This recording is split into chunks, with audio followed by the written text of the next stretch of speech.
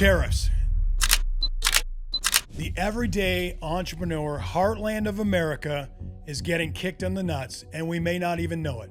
The United States has entered into a new era of Trump tariffs. After the Supreme Court threw out many of the tariffs he levied last year, the president has gone a new route to reinstate some of them. There are tariffs now in place on Brazil, tariffs announced on Canada, others are sure to follow. So how do voters feel about all this? Lumber, aluminum, copper, steel, oh my. In every policy, in every tax, there is some relief.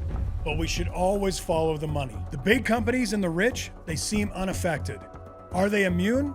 Maybe. Or is it that they have the resources to be informed, protected, and find a way to win? But what about the everyday Joe and Jane? Let's inform them. It's in this episode right now.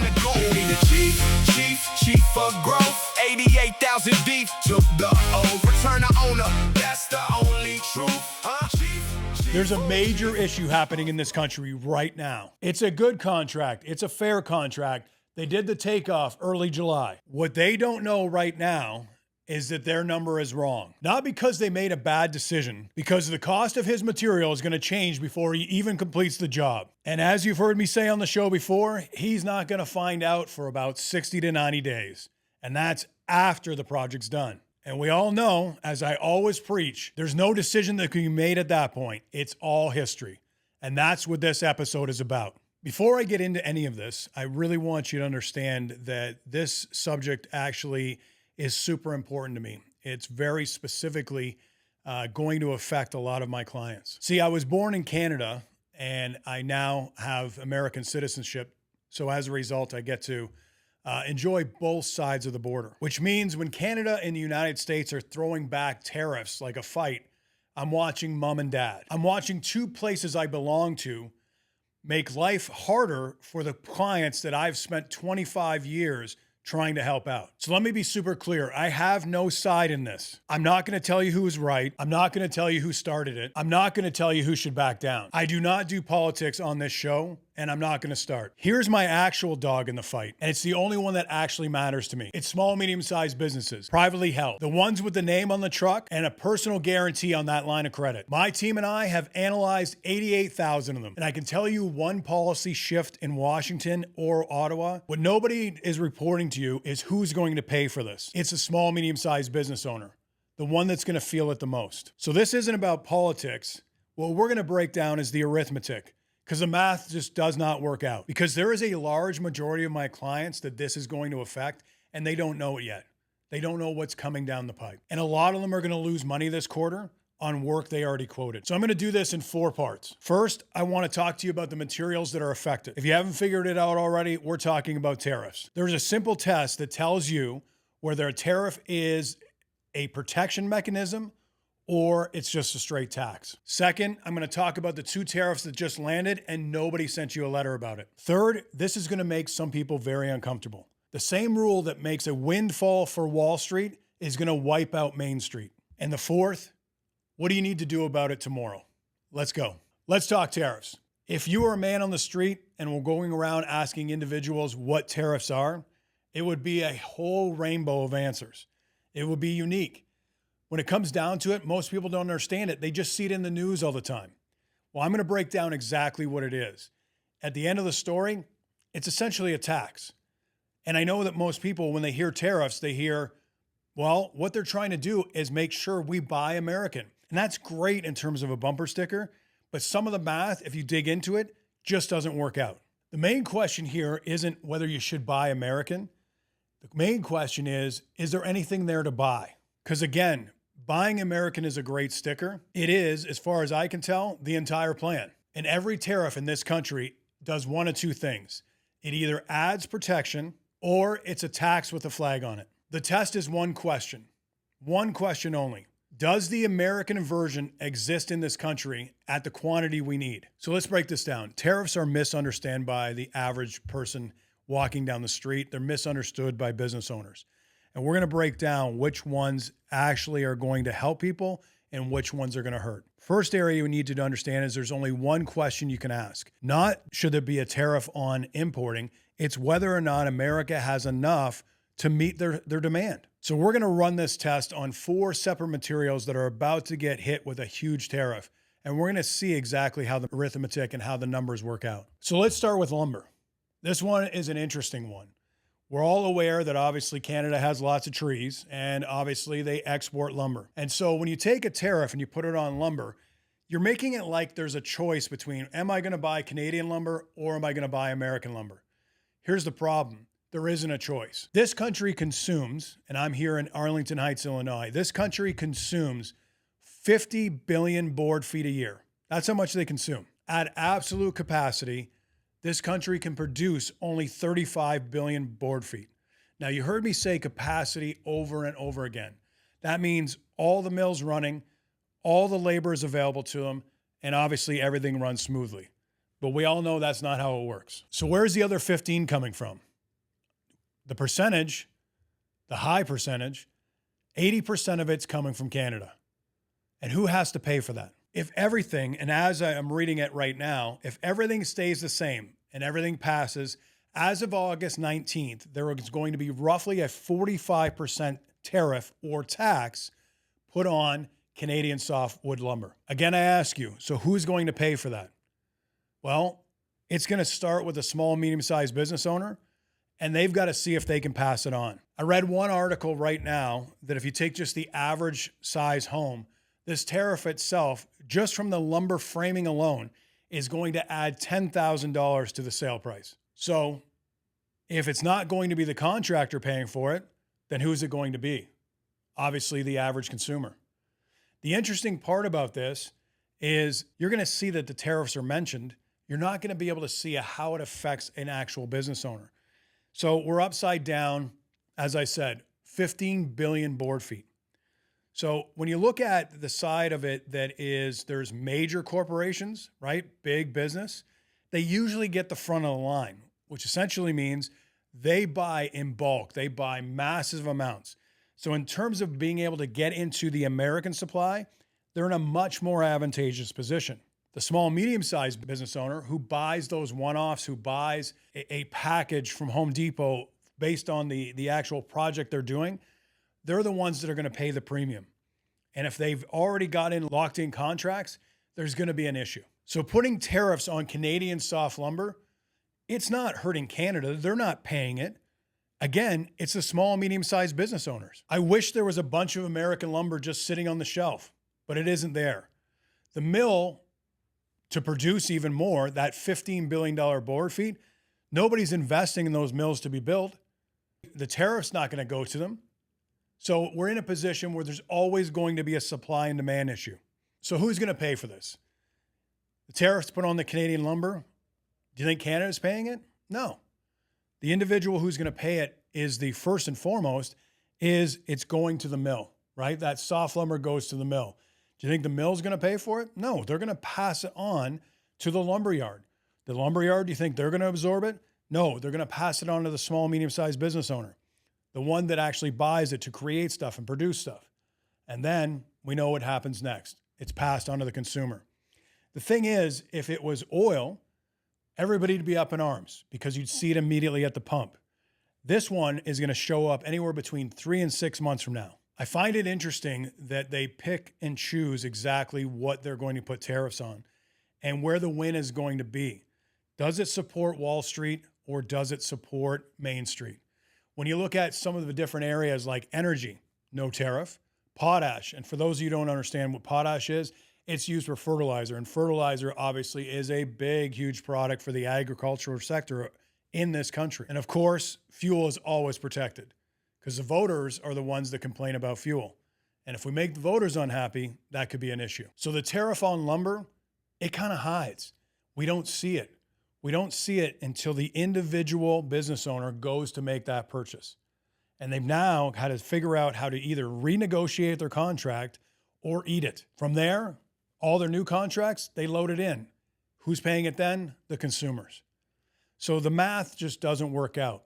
It's great to say buy American, but if there's none there, then there's a needless tax that the consumer is going to have to absorb. So as I was researching this, I saw one of these myths, and one of these myths about lumber, I actually had to go deep into it because I wanted to know if it was true. One of the things I heard was that when you look at lumber that's produced south of the Mason-Dixon line, that it actually is a weaker product in general. And it can't last against the harsh climate of, let's say, Illinois or some of the northern states. It actually is untrue. It's a myth that's actually rolling out there. Whoever's talking about lumber, of course, it's actually the exact opposite. The lumber that's produced in the United States is actually stronger and obviously can withstand the harsh climates such as Illinois. So that myth kind of knocks it out. What I was concerned about is great that there's 35 billion board feet available, but is it the more quality product? And all my research actually indicated that it is. There's just not enough of it. My biggest concern is being not enough of it. What are the only other choices? We've got to get it from somewhere else. And when we get it from somewhere else, is that product itself going to mix well with the other? That was the other side is, okay, so if we run out of American lumber, but we're only halfway done to the project, can I go to a different species? Well, that is a quality issue.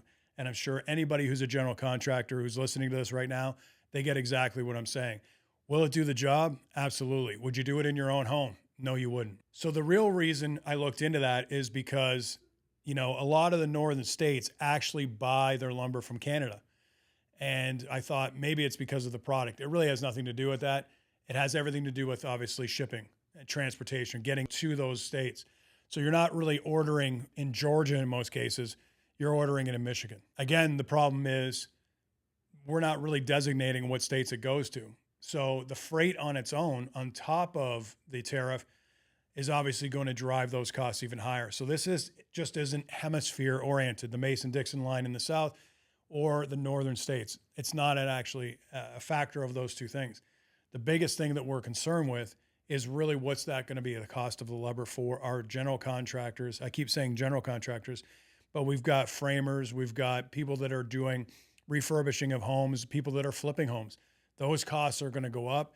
And if you did not do a takeoff that included those types of tariffs, it's going to be a rude awakening. So let's move on from lumber. Let's look at one of the other four materials that is going to be hit with a high tariff. So lumber is about 45% going to be added to the top. So when we ask the question about whether this, tariff is for protection or if it's a tax, right? This one's a tax. On lumber in itself, there's not enough supply. Not enough supply. Obviously, the demand exceeds that. We're in a position that the individual that's going to absorb that, in summary, is going to be that small, medium-sized business owner, or it's going to be the consumer. And obviously, we're not going to hear about it. We're not going to feel it for another 3 to 6 months. So let's talk about aluminum. And this one's way worse than lumber. And really nobody's talking about it. So America consumes, well, specifically last year, we won't say every year, but we'll say last year, about 5.7 million tons of aluminum. And at best, the domestic production that we can produce in this country right now produce just under 700,000 tons. That's a big gap. That's 5 million tons of aluminum that is used by our manufacturers that they don't have supply for. So you can see this gap is even bigger than the lumber. And guess where the aluminum comes from? Essentially, we in this country recycle a lot of aluminum. The secondary production of aluminum scrap actually produced about 3.6 million tons of aluminum last year. Recycled aluminum actually uses 95% less energy than actually producing virgin. So there are benefits overall. Just a lot of people look at it from an integrity side sometimes, and obviously that can be an issue in terms of confidence. So we're not helpless, but what it does is it does close some of the gap. But if you add up all the recycled and you look at all the virgin that we produce, we're somewhere around 1.5 million tons still at a deficit. And having a deficit means they have to go elsewhere. And elsewhere in this particular case, again, you can name it, it's Canada. And there's about to be about a 50% tariff put on that product. And that's going to have a direct impact, not only on manufacturers, but obviously the consumers. What do you think is going to happen when you go to replace all the windows in your home? Skyrocket. What do you think is going to happen when you have to replace the doors? Skyrocket.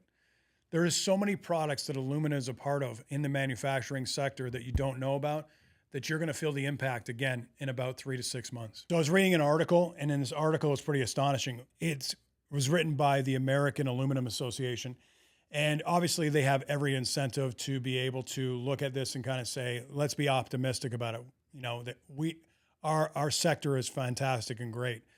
And what they're indicating is that there would have to be billions and billions of dollars at this point put into infrastructure. In other words, building numerous smelters to be able to even produce, which an average smelter or one of the largest smelters, they're going to produce about 250,000 tons of aluminum. So to catch up, to be able to offset the supply and demand aspect, even considering the recycling, it's billions of dollars that nobody knows who's going to pay for in order to be able to meet the demand. So in summary on this, essentially what we're doing right now is placing a 50% tax, a tariff on aluminum for a country that can only produce about a ninth of what is required based on demand. So buy American, sure. What happens if you can't? That's going to be the issue. So this is third up, and it's actually my favorite. It's copper. And this one is a whole episode on its own. The failure is not going to be coming from where you think it's going to be. This one's kind of my favorite subject because the way copper is mined here, there's about 1 million pounds that was mined last year. So when you mine it, it comes out as this concentrate or it comes out as this ore. To be converted into, obviously, pipes or batteries or whatever we're talking about, it has to go through a refinery. In this country, there is a total of 4 refineries. 4. That's about it. In a country that has, 330 million people who consume a tremendous amount. And that, again, that's in construction side of things. It's in plumbing and all those different aspects. We only have 4, and they're 2 different types. So it's like 2 and 2. So there's 2 copper refineries, and there's 2 what they call electrolytic refineries. And again, this country has 2 in total. So when we look at, we mined 1 million tons, right? That now needs to be refined. We chose, or the choice is often made, that it is more expensive to actually refine it in the United States, right? When you look at labor costs, when you look at the electrical costs, all costs associated with refining it, we choose to actually export it and have it refined to buy back. Now that works in a non-tariff economy, I guess is the best way to put it. But as you can see, if you're doing the math right away, that's going to have an impact. That impact is we're buying it back with a tariff, now making it more expensive. So last year, we actually consumed, in terms of based on everything that we manufacture, everything that we use as it relates to copper, it was about 2.2 million tons. We mined 1 million, right? That produced somewhere around 850,000 tons in total. And we sent a large amount out to be refined at a cheaper price for us. So now we're in a position, not only do we have to essentially buy based on the demand, right? Our supply is lower than obviously the demand, but now we're actually not only sending it out, obviously there's a trade deal there, but now we're bringing it in with a tariff. That's far more expensive than you could possibly produce here. So again, this is not a mining problem. They're doing an okay job at mining. This is a refining problem. And we have almost no refineries. So when you put a 50% tax, again, on copper, it's going to hit, obviously, in a position where we don't have enough. So when you put a 50% tariff on copper, you're not encouraging anybody to dig more. They've already dug plenty. You are taxing the step we outsourced 30 years ago and never built. So the most interesting thing is this tariff isn't really hurting us from a standpoint of the here and now. The decision to export it and have it refined at a cheaper price and bring it back, that's what's being taxed, that 30-year-old decision. So again, who's going to eat that cost? Copper itself goes into about 42% of the material cost of building a building. When you break that down, it's about 23% for the electrical wires. Electrical wires, the conductor of electricity, that's copper. It's copper wire. When you look at the plumbing side of things, obviously they've got copper pipes. And the other biggest area is kind of transportation equipment. Transportation equipment has a lot of copper in it. And as a result, it's going to be in a situation where that freight cost or that transportation cost is going to go up as well. So this is the biggest issue, is when I look at these tariffs itself, there's 3 main products that a bunch of my clients, when I say a bunch, I'm going to go through 3,500 clients this year.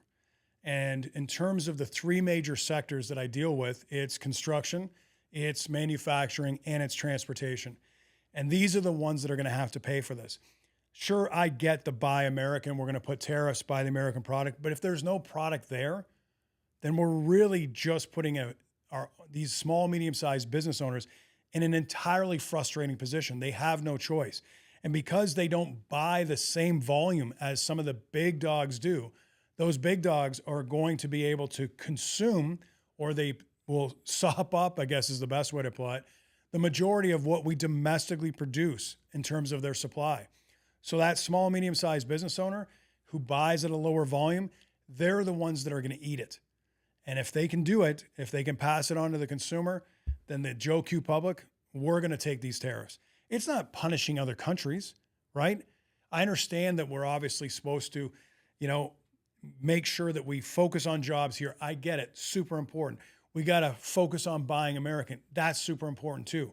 But if you're taxing individuals that have no choice, it's not like there's a surplus. If there was a surplus of all of this and it was a choice, do we buy this product or this product? Absolutely. When you look at the other tariffs, like I was reading about Brazil, people can't have chocolate or people can't have coffee. You know what? That's a choice. It's a nice to have. Those decisions, okay, am I going to willing to pay 25% more for my coffee because it's from Brazil?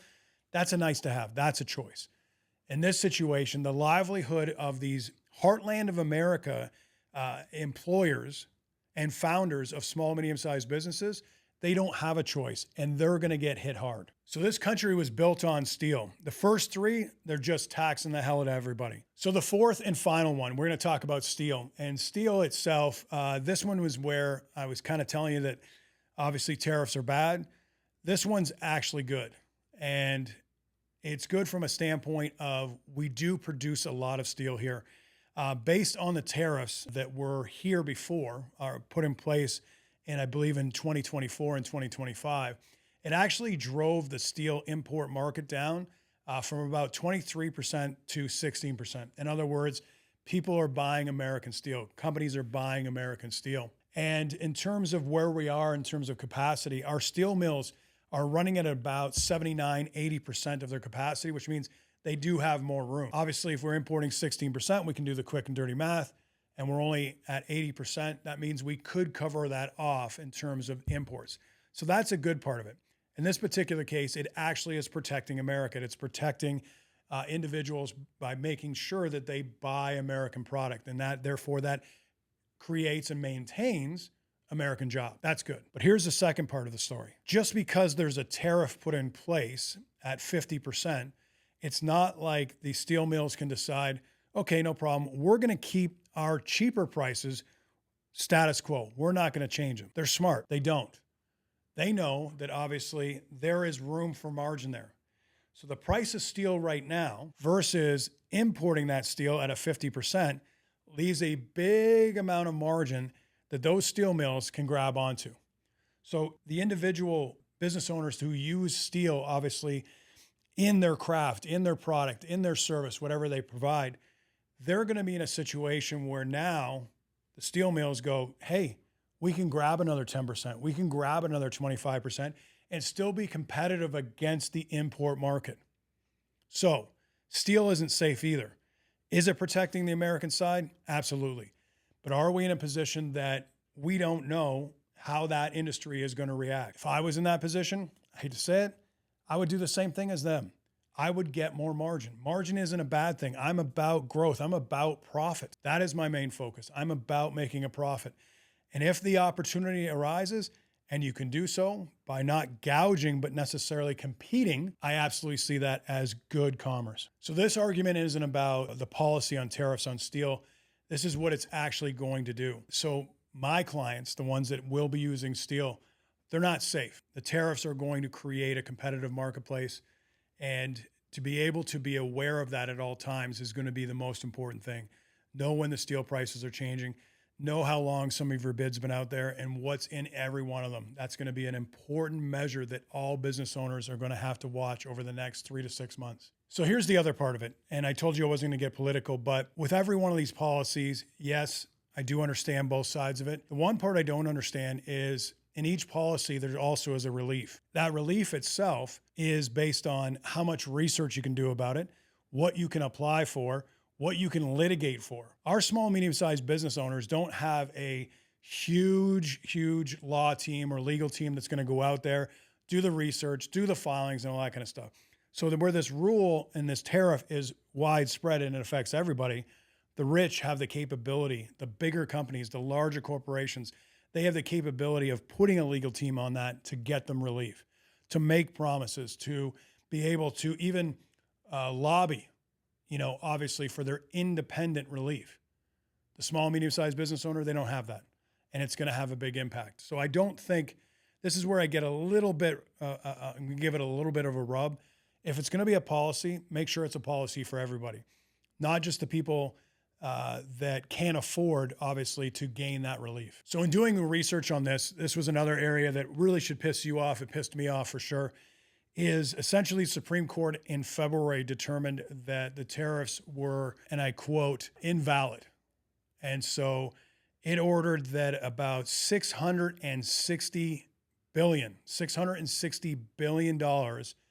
to be refundable. And when I said that, I didn't say refunded, I said to be refundable. To date, about 86 billion, less than 100 billion, obviously, 86 billion of it has actually been refunded. How did the refunds happen? For the person that could get and afford an attorney to do so. So again, this is an unfair practice where the rich, not a problem. They can cover it. Big corporations, they've got a legal team. They can get it. The little guy is not able to. The Main Street individual, small and medium-sized business, is not able to go out and get that legal team. Again, even research that refund was available in order to be able. So when I see that amount since February, when there's still $570 billion on the street that is refundable, it tells me very clearly that the resources are not available to that small, medium-sized business owner to go after and get it. So there is one relief on labor that's coming about mid-August. And the most interesting quote I saw is that cost travels down fast, but relief travels up slow or never. So you're going to see that there is a policy put in place that is going to cut labor by about 10% in terms of that tariff. If that tariff is cut, the lumberyards, are the lumberyards going to decide, no problem, we'll just shave 10% right off the price? Again, we're in a position that they get to make that decision. The consumer, the small, medium-sized business owner, and or the individual who is already locked into a contract in terms of building that new home or flipping a house or whatever it may be, they're locked in. It's not an immediate satisfaction. So in other words, the relief will travel up very slowly to them. One of the last areas I'm going to cover, and again, it's frustrating, because there isn't a lot of education or depth or coverage of how each one of these areas is being affected, it is very easy for your suppliers to say, here's why the price itself is so high. It's because of tariffs, right? That's the reason everybody sees there's tariffs. There's so many different tariffs. There's no exact arithmetic that says, see my price, this is my cost. They're not showing you that. So they can actually keep their prices high. They can actually use it as an excuse at all times. And again, we're in a position, I get you need to make a profit. I'm a big believer in profit. But the issue is, if it's at the cost of the Main Street operator, if it's at the cost of the small, medium-sized business owner, then obviously these are the people I've served for 25 years. The 88,000 clients that are in those three sectors, transportation, manufacturing, construction. I don't want to see these individuals going out of business just because somebody is using that as the reason why they can charge you an arm and a leg for the product you need. So again, who's this going to affect? In construction and the trades, you're going to get hit on three major directions all at once. It's going to be lumber. It's going to be copper wire. It's going to be the fittings. It's going to be the steel for structural aspects, and obviously the fasteners as well. This is going to be the single worst exposure right now, and I'm sorry, I don't want to say the sky is falling, but you have to prepare for this. You have to prepare and be tight as it relates to your costing, understanding all of your costs, being able to look at, here's my bid, how long has it been out on the street? If you don't get it in fast enough and these hit, you're going to be locked into that contract, or obviously you're going to try to have to figure out how to get out of it. So know your price, know your costs, be able to figure out how to negotiate these in. Keep your bid process tight. Don't let stuff sit on the street for 2 or 3 months. pull it back, reprice, be ready for it. So the manufacturing sector, obviously, we already know it's going to be the metal programs. It's going to be the copper. It's going to be the steel. It's going to be aluminum. We know that those are going to hit you. Some of the products that you didn't even know have metal in them, they're going to carry these tariffs and duties as well. You have to be aware. Again, you got to know your costs. You got to be able to look at every one of your direct costs and have it under control. Pass on the margins that you possibly can. Be competitive. Understand your break-even sales volume. You've heard me say that on the shows. What it really means is if I can actually fill up my bucket, which is my overhead and the minimum mandatory profit I have to make, with the gross margin that I'm getting from every one of my projects, there is a break-even point where my gross margin becomes my net margin. Stay tuned to other shows. We're going to be going through a lot of that, but really those buzzwords, don't just hear them as consult needs. Don't hear them as just bullshit that somebody likes to talk about. Research, find out what break-even sales volume means. Research, find out what gross margin means. Research, find out how you can measure and manage your costs, those direct costs and your overhead costs in a proactive manner. That is what's going to help you get through this. No, not just help. That is what's going to help, is going to get you through this. I want to make sure that point. If you don't know your numbers, if you don't know your costs, if you can't measure and manage them proactively, this is going to hurt. Here's one absolute thing you got to do, and you got to go write this down right now.